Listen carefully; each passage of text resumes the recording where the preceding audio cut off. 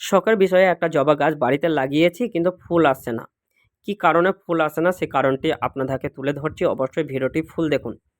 আমরা রেগুলার যে খাবারটি ব্যবহার করছি ওই খাবারটি প্রচুর পরিমাণ নাইট্রোজেন আছে।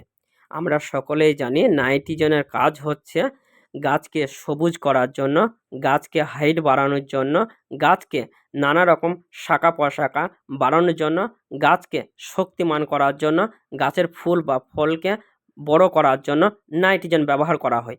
তা আপনারা যদি ফুল পেতে চান, আপনারা যে গাছটি যে খাবারটি ব্যবহার করছেন প্রতিদিন ওইটাকে বন্ধ করতে হবে। তার কারণ হচ্ছে ওই খাবারটা দেবেন সপ্তাহে 1 দিন কি 2 দিন।